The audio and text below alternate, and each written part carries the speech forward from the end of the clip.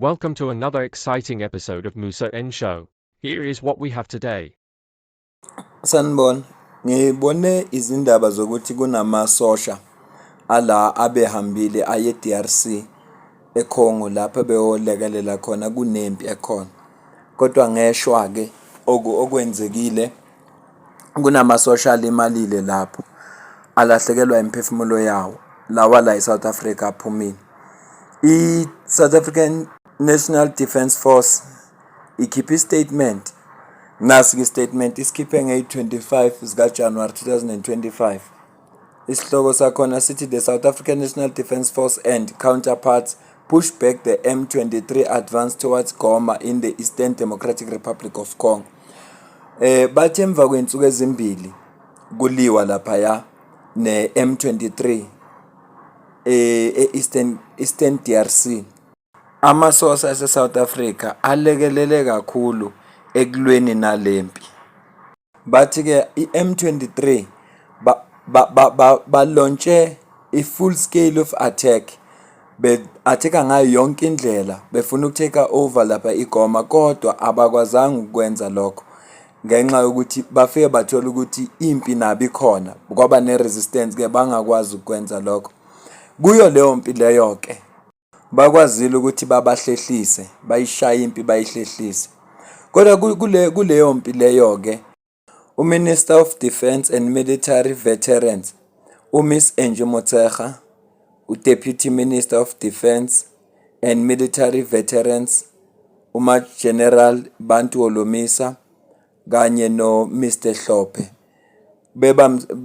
behlangene kanye no-Secretary for Defence uDr Thobile Gamede and the Chief of South African National Defence Force uGeneral Ruzani Maphanya badlulisa amazwi enduduzo emndenini yalamasosha lawa, emndenini lelahlekelwe izihlobo zawo kulempi lebikhona. Sekudlulile ke lokhu ngithe ngase ngidibana nevideo kaCIC we-EFF uJulius Malema ekhuluma ngamasosha ase-South Africa nalempi le nalokulimala kwabantu. Yena ke ukhulume kanje.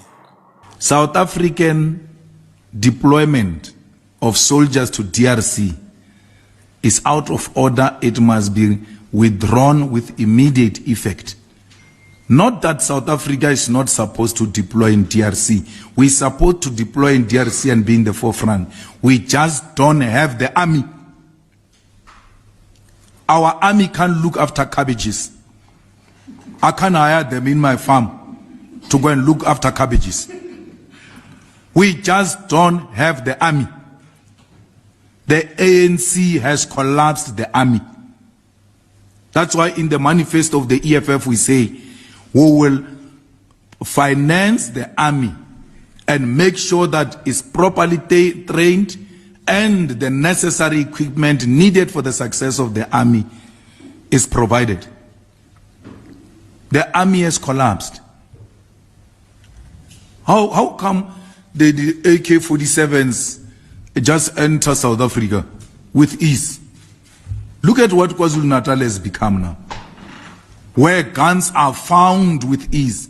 AK-47 is associated with Mozambique. It's even on their logo. The flag of Mozambique has got AK-47 because that is a weapon of their choice. It has never been for us. UCIC la Julius Malema uyasho ukuthi akanankinga yena nokuthi kukhishwa amasosha ulekelele DRC. Kodwa inkinga nayo amasosha asifana nokuthi asinawo ngoba awakho properly trained. Uthi ANC collapsile army. Abanazi indawo zokutrain eziright. Usho ukuthi ANC ayiwafaka amafunds okwanele ukuze iarmy ibe equipped ukuthi bakwazi ukutraina babe prepared ukuze noma kuthiwa kunempi uthi futhi ngendlela unqane nje ukuthi athi ba useless uma yethi amasosha esinawo thina ngeke azawaqashe nokuthi nje agade nje kwifarm yakhe agade nje amakhabishi ngendlela amasosha esingenawo ngakhona. Sinawo amasosha ngokwabuka kodwa awekho trained. uthi ngoba ahlulwa nje ukugada amakhabishi angeke nje agade nje amakhabishi. Uthi uma ngabe gada zingena kanjani ibhamu, ama-AK angena kanjani kulezwe kukhona amasosha emngceleni, ngoba phela ama-AK ibhamu ezikhona ngapha koMozambique hayi kulezwe lethu. Zingena kanjani ke lezo ibhamu uma ngabe amasosha ekhona? Uyaqhubeka ukuthi buka into eyenzeka KwaZulu Natal, ibhamu ziningi ngendlela eziningi ngayo, abantu bayazenzela nje, zitholakala kalula futhi kusho ku-CIC. Uthi omunye ku-Twitter mangifunda khona wathi amasosha wethu asahlulwa ngozamazama, abantu abangaphathi isibhamu. Angeke siqhubeke no-CIC. So it tells you this thing is entering somewhere.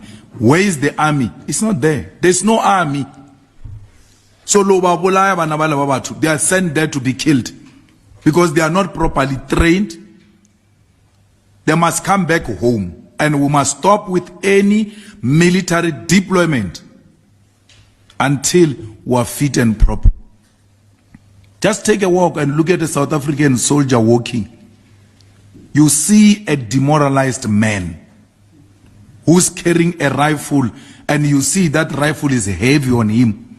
He's not even fit to carry that rifle. They killed it. So Cyril Ramaphosa wants to kill our children in DRC. Uyaqhubeka ku-Commander in Chief we-EFF Julius Malema ukuthi ngendlela amasosha ethu anteke ngakhona, ubona indoda izambela nje iphethe rifle, ubonke ile ndoda ithwele kanzima, iswindwa ile rifle eyiphethe ngoba abekho properly trained. Uthi futhi njengoba bekhishiwe laba ye-DRC baku-suicide mission.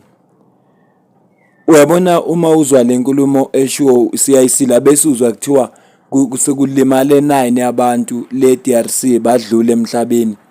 Ila uzibuza khona ukuthi ngabe beqinisile na ngazi i-government allocate malini for ukuthi trainwe amasosha. Nakhona amasosha umsebenzi wawo yini kuma-border ngoba abantu still bayeqa izinto lezi ezingekho emthethweni ziyangena. Uma usulalele nje nawe usuzibuza, mina ngisho lutho ngoba ngazi, kodwa nje uma usuzibuza nawe uyazibuza ukuthi zonke lento lezi zingena kanjani. Ngicela ukuzukuphawula kwakho comment section below ukuthi wena ubona kanjani.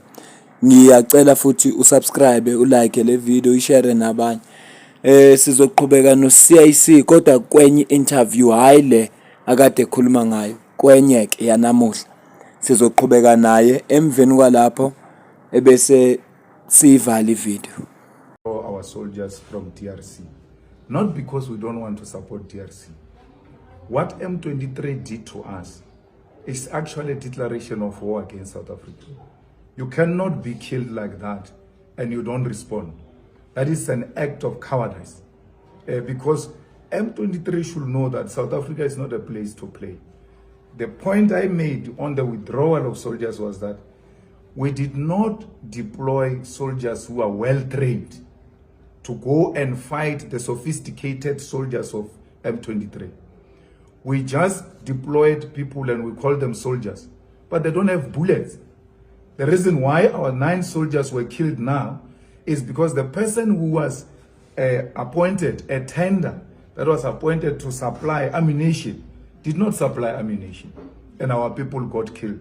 The first time they got killed in ambush in their own base. If you had shot 9 American soldiers with that madness which is in the presidents of America now, they would have flattened you the following day. No one would have played jokes. People are playing jokes with the lives of our brothers, and we must not allow that. If they can't give them equipment, let them come back. Embuza ke la uCIC mayelana nestatement sakhe lesengisidlala ekuqaleni.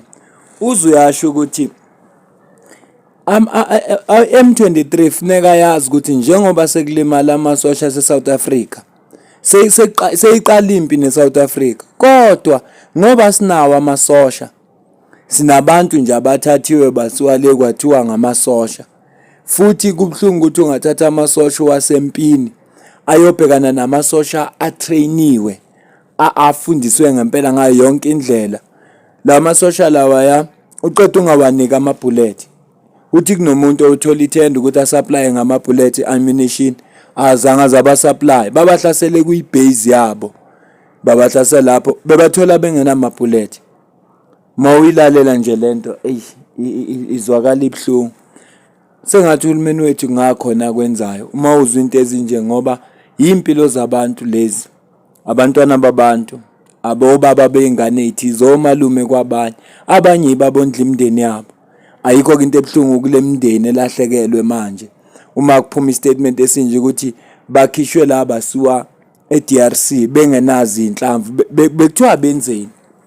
bekuthiwa benzeni yona umndeni mangazwa message nje uthini usho kanjena ku CIC. Ingakho ngithi angenze le video uze ukuthi Commander in Chief we-EFF uthini yena ngalolu daba kokulimala kwamasosha, ngoba uqale wakhuluma ngaphambilini engakalimali wathi amasosha wethu awekho well trained awangayo, waze wathi ngendlela ayiyo ngeke akade ngisho ikhabishi nje kwifarm kwama empini suicide mission ngeshwa ke kwakhona abalimala. Uthi yabona ukube kuthinteka amasosha ase-America kukhona ke lolu hlanyo olukhona manje lo president usho Donald Trump hayi bekuzophenduka amatafuna, kodwa ke ngoba yithi akuzi kwenzeka lutho.